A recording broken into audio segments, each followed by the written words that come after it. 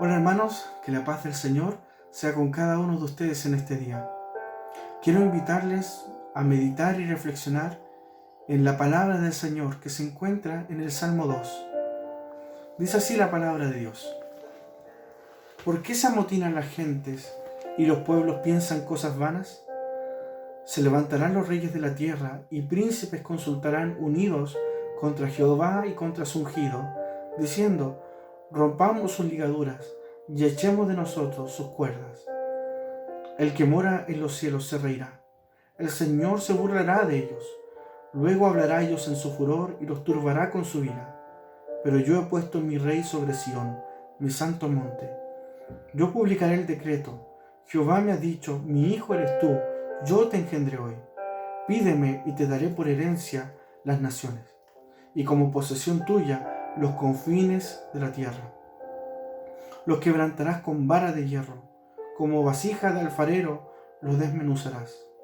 Ahora pues, oh reyes, sed prudentes, admitid amonestación, jueces de la tierra, servid a Jehová con temor, y alegraos con temblor, honrad al Hijo para que no se enoje, y perezcáis en el camino, pues se inflama de pronto su ira. Bienaventurados todos los que en él confían. Este salmo que acabo de leer pertenece a un grupo de salmos llamados los cánticos del rey.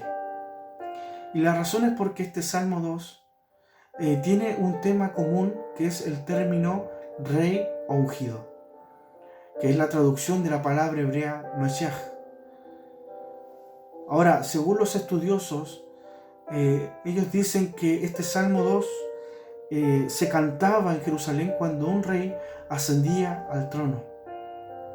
La figura del rey era muy importante para el pueblo porque representaba al Señor, representaba al gobierno de Dios. Pero más aún, la gente esperaba en la promesa del Señor hecha a David en 2 de Samuel capítulo 7, versículos 12 al 16, que dice lo siguiente: y cuando tus días sean cumplidos y duermas con tus padres, yo levantaré después de ti a uno de tu linaje, el cual procederá de tus entrañas, y afirmaré su reino. Él edificará casa a mi nombre, y yo afirmaré para siempre el trono de su reino. Yo le seré a él padre, y él me será mi hijo. Y si hiciere el mal, yo le castigaré con vara de hombres, y con azotes de hijos de hombres. Pero mi misericordia no se apartará de él, como la parte de Saúl, al cual quité delante de ti. Y será afirmada tu casa y tu reino para siempre. Delante de tu rostro y tu trono será estable eternamente.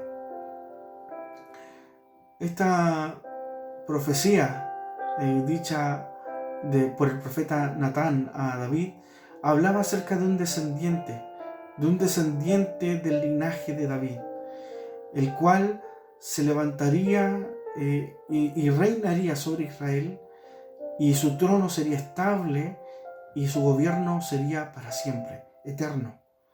Ahora, sabemos que con Salomón eso no pudo ser. Y cada rey que se levantó después de Salomón tendió siempre al fracaso. Así que este cántico, a la par de que era un canto de entonación, era al mismo tiempo un cántico profético que proclamaba el reinado soberano de Dios a través de la figura del Mesías. La gente, cuando entonaba este cántico, veía con expectación de que cuando un rey se levantara, ese rey sería realmente el ungido, el rey que Dios había prometido a David. Pues bien, este salmo comienza diciéndonos, o describiéndonos más bien dicho, la hostilidad de las naciones hacia Dios y hacia su ungido, hacia Dios y hacia sus principios, Las naciones tienen algo en común según este salmo: desean rebelarse contra Dios. Y esta rebelión es activa, es constante, como se puede ver en el salmo a través de estas palabras. Se amotinan las gentes, piensan, meditan, planean cosas vanas. Se levantan los reyes, consultan unidos contra Jehová y contra su ungido. Y el versículo 3 nos declara realmente cuál es el pensamiento de las naciones. Según la Nueva Traducción Viviente, lo traduce de esta manera: rompamos las cadenas, gritan, y liberémonos de ser esclavos de Dios. Esto es lo que piensan las naciones. Liberémonos de las cadenas de Dios, rompamos sus ligaduras. No queremos ser más esclavos de este Dios. Entonces las naciones se ven a sí mismas como esclavas del Señor. Ahora, podríamos pensar que esta expresión solamente era parte del pasado, pero también es una expresión en el día de hoy. En el día de hoy vemos a las naciones, a los gobiernos, a las personas con una hostilidad activa y constante contra Dios, contra sus principios, contra su palabra, sobre todo también contra la iglesia, el pueblo de Dios. Las generaciones de hoy rechazan el gobierno de Dios y sus principios, diciendo que Dios encadena la libertad y la autonomía del ser humano. Ellas dicen que por culpa de Dios y de sus principios no podemos progresar como sociedad. Así que de alguna manera esta expresión está presente en el día de hoy. A menudo la gente piensa que si escapa de Dios va a ser verdaderamente libre. Y eso es una mentira, es un engaño. La palabra del Señor nos dice que no podemos servir a dos señores. O servimos a Dios o serviremos a algo más, que puede ser la riqueza, puede ser el placer, puede ser algún deseo de nuestro corazón. Así que de alguna manera el ser humano no es 100% libre. Siempre está sirviendo a alguien. La pregunta es, ¿a quién serviremos? ¿A quién serviremos? Y la única manera de ser verdaderamente libres es sirviendo a Dios. No existe otra forma de ser plenamente feliz y libre que servir a Dios. Pues bien, este salmo sigue diciéndonos que toda hostilidad y toda rebelión contra Dios está destinada al fracaso. Está destinada a fracasar. El versículo 4 nos dice que el que mora en los cielos se reirá. Es decir, que toda rebelión humana es calificada de vana, vacía, porque no alcanza realmente a Dios. Es como ridículo, es como si el hombre intentara dar flechas al sol, lo cual es imposible de hacer. A Dios no le quita la serenidad. Y Dios no responde ante la hostilidad del malvado. Él ha dicho una palabra, que es su única defensa. Esa palabra es su Hijo, el ungido, el Rey. Y que nosotros entendemos que es Jesucristo. Él es la palabra final de Dios. Y Él dice que esta palabra llevará a cabo el proyecto de Dios de reinar sobre toda la humanidad, y su reino será establecido para siempre en la figura de su Hijo, del Mesías, del verdadero ungido.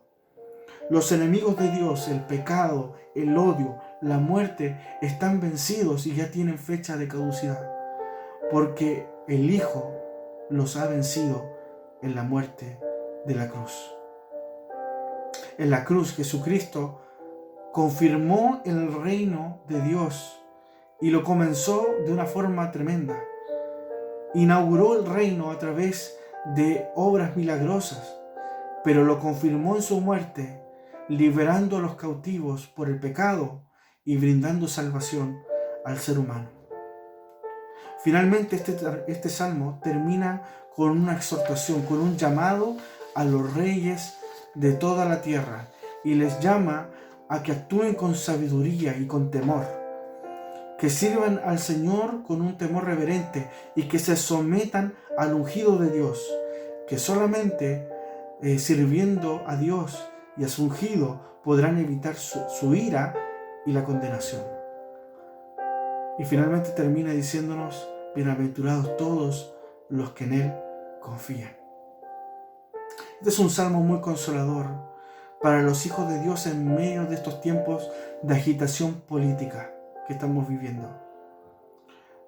Este salmo nos invita a no tener temor cuando las naciones se vuelvan orgullosas, cuando maquinen contra Dios y contra su iglesia.